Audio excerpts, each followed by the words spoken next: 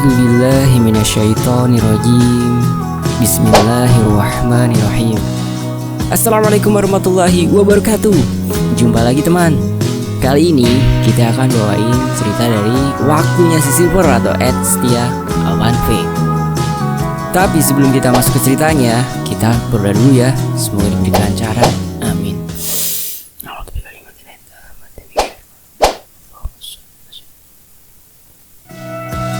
Allahumma shalli ala sayyidina Muhammad. Amin. Oke, kita masuk ke ceritanya.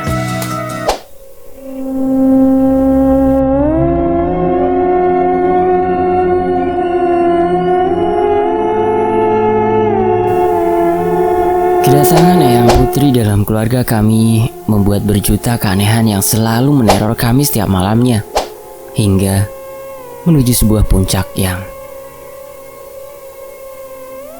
tangis sakaratul maut.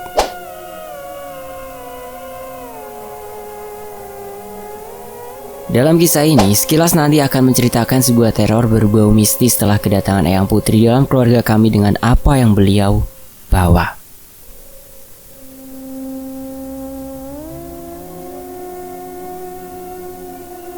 Tapi sebelum kita masuk ke pembahasannya, yuk kita kirimkan Al-Fatihah untuk Eyang Putri ya.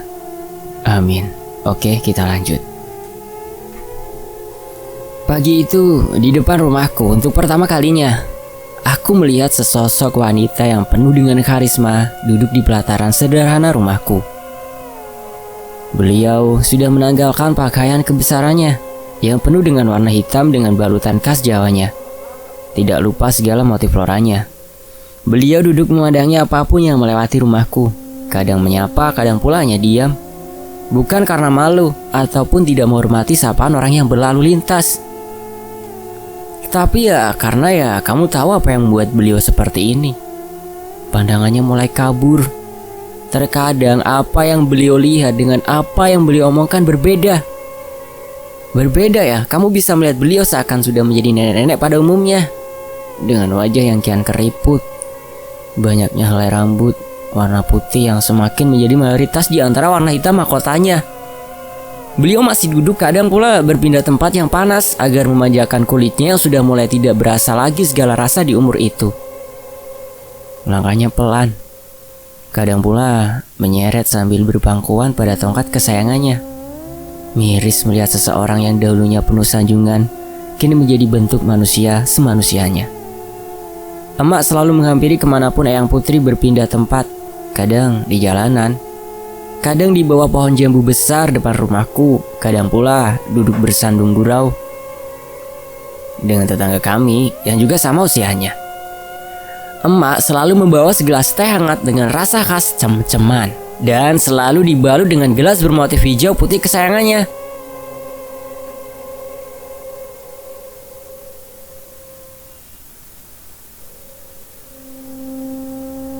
Lanjut ke cerita. Terkadang aku masih ingat dengan kejadian tempo lalu. Aku masih belum percaya bahwa semua cerita yang aku alami berbau mistis ini akhirnya semua sumber kemistisan sudah menyatu satu atap dengan keluargaku. Semesta memang aneh.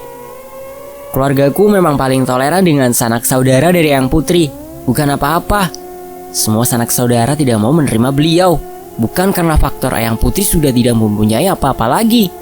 Bukan karena faktor Eyang Putri sudah tidak mempunyai apa-apa lagi. Bukan karena ia sudah tidak bisa melakukan apa-apa lagi, ataupun pemikirannya bijaksana beliau yang sudah pudar di telan usia dan penyakitnya. Tetapi ada hal yang memang bukan sepengetahuanku.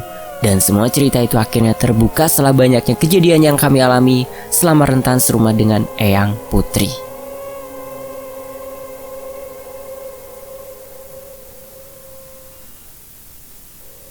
Ya, karena kami tahu ketika Eyang Putri masuk, ia juga membawa segala bentuk hal-hal yang tidak kami ketahui.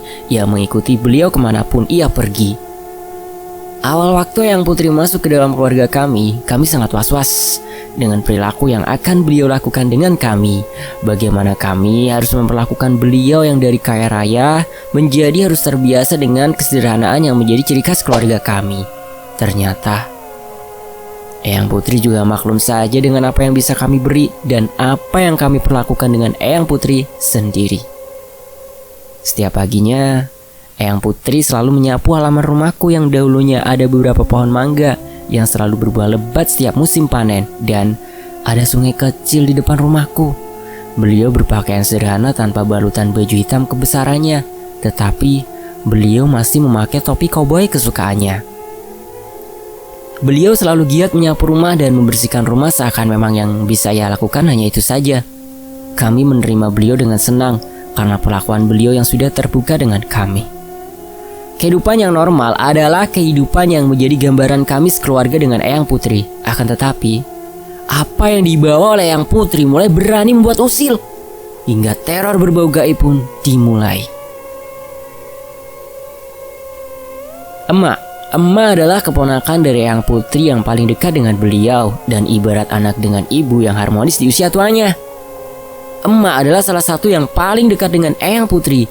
Akan tetapi, kedekatannya ternyata menimbulkan sebuah kecemburuan. Suatu malam, emak ketindihan dengan histerisnya. Beliau menjerit-jerit seolah dikejar oleh seorang laki-laki hitam hingga sisi rumah menuju kamar dari emak. Susah sekali kakak perempuanku membangunkan emak yang sedang ketindihan. Aku melihat dengan mata kepalaku sendiri. Emak! Seolah-olah kerasukan dengan keringat dari wajah emak yang terus menetes. Kami panik dengan keadaan ini. Kepanikan itu pun membuat kakak perempuanku juga menangis sambil memegang tangan emak yang terus menjerit seolah meminta pertolongan. Kembalikan emak kami! Di tengah kebingungan kami, seketika Eyang Putri datang. Perlahan mendekati emak dengan tongkatnya. Beliau duduk dan mengusap kening dari emak dan mengucap kata-kata Jawa yang aku tidak tahu apa yang beliau ucap. Tetapi setelah selesai beliau lantas pergi menuju kamarnya. Kami heran dengan apa yang terjadi. Tetapi emak seketika langsung bangun dengan mata yang melotot dan kemudian menangis. Semua berpelukan kecuali aku. Aku hanya berdiri dengan semua badan yang sudah merinding dan tak sanggup mendekat dengan apa yang aku lihat. Di sebuah pintu kamar emak, Bapak setelah memeluk emak lantas berdiri dan menuju kamar Eyang Putri. Bapak duduk di sebelah Eyang Putri. Beliau hanya duduk dengan pandangan yang terus menatap ke bawah. Seolah kejadian ini beliau yang bertanggung jawab. Panjang sekali apa yang mereka bincangkan. Aku melihat masih tempat yang sama, tetapi saat itu ada satu hal yang aku pahami, bahwa ada kecemburuan besar dalam rumah kami. Bukan bapak kepada emak atau sebaliknya, tetapi sosok pria besar dan hitamlah yang cemburu dengan kedekatan Eyang Putri dengan emak. Ya, kamu tahu asal sosok ini dari mana?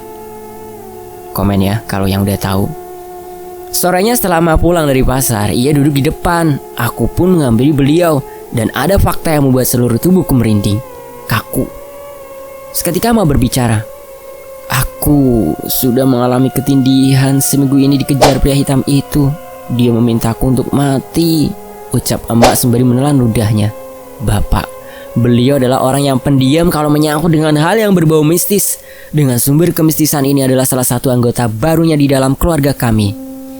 Tetapi kadang aku melihat bahwa apa yang beliau pikirkan memang sudah mencapai puncaknya. Ya, emak adalah satu-satunya tempat beliau mencurahkan isi hatinya hanya kepada emak. Beliau percaya walaupun hanya bercerita dapat mengurangi segala beban yang ia pikul.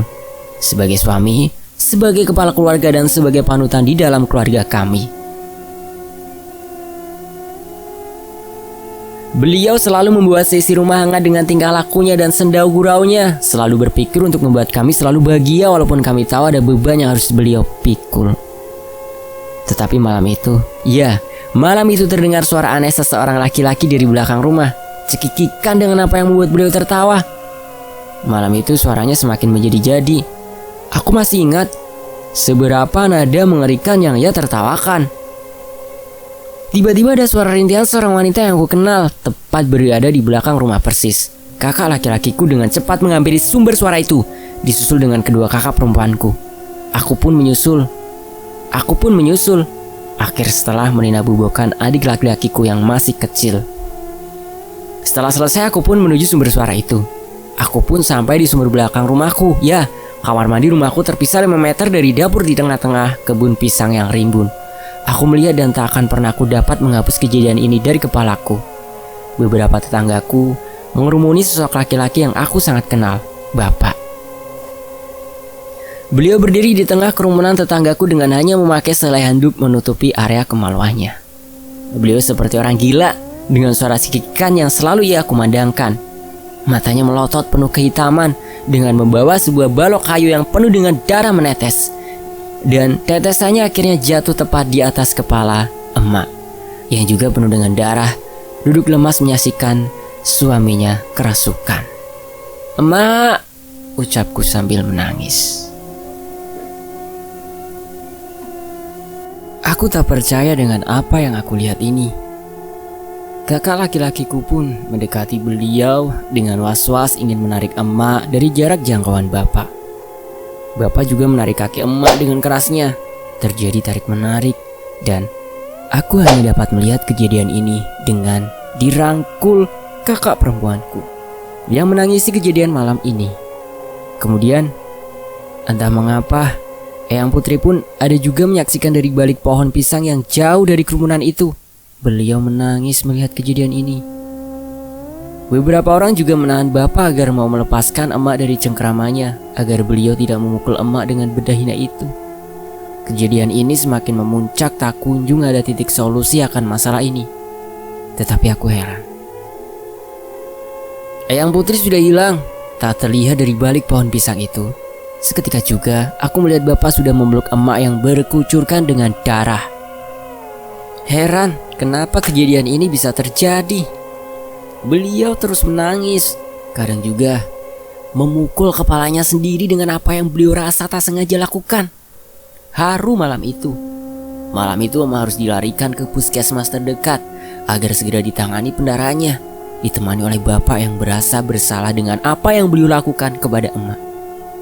Kakak laki-lakiku pun menyusul, ditemani dengan kakak perempuanku nomor 2.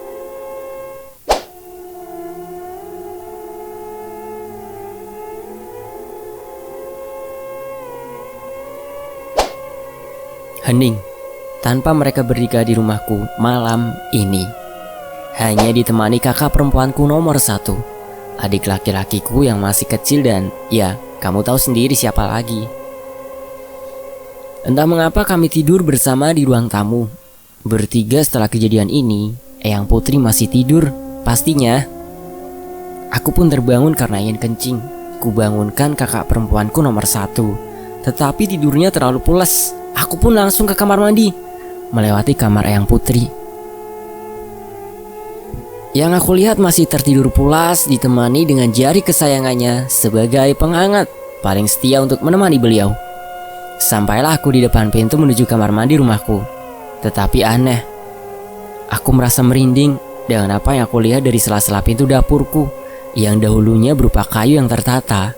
Aku melihat seseorang yang aku kenal sedang telanjang dengan rambut putih terurai sedang mandi di tengah malam. Membelakangiku, arah pandangku. Ya, dia Eyang Putri. Sedang mandi dengan diguyur dengan beberapa bunga yang berbau menyengat. Entah mengapa aku merasa bahwa ia bukanlah Eyang Putri yang aku kenal. Dan entah mengapa aku lari meninggalkan pintu itu dengan melupakan alasan utamaku ke kamar mandi itu. Dan setelah itu aku pun berhenti di depan kamar Eyang Putri, ingin memastikan apa yang aku lihat benar apa tidaknya. Perlahan tapi pasti aku melangkahkan kakiku yang semakin berat memasuki kamar itu dan Eyang Putri masih tertidur pulas dengan posisi tidur yang masih dengan rambut yang terurai sebelah. Timbul pertanyaan, lantas siapa yang mandi membelakangiku tengah malam tadi? Aku pun lari menuju kakak perempuanku dan adik laki-laki kecilku yang tertidur pulasnya.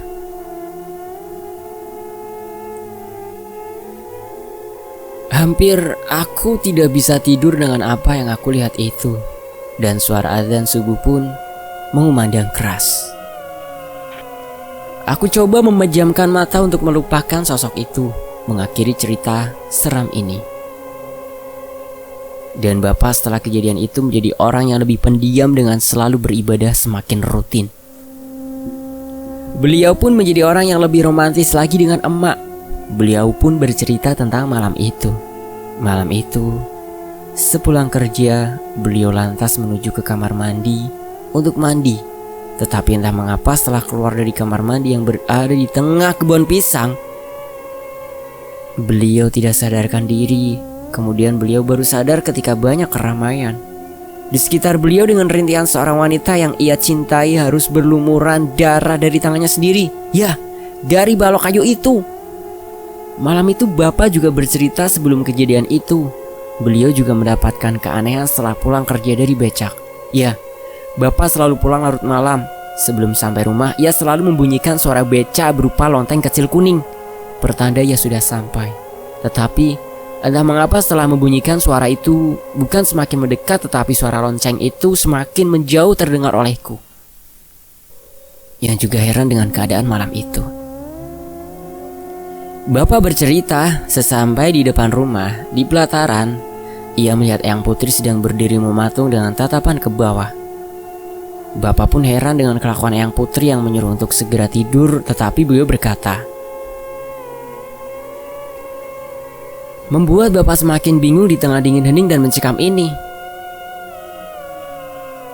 Nak, antarkan aku ke pabrik milikku dahulu sekarang, ucap Eyang Putri dengan merintih.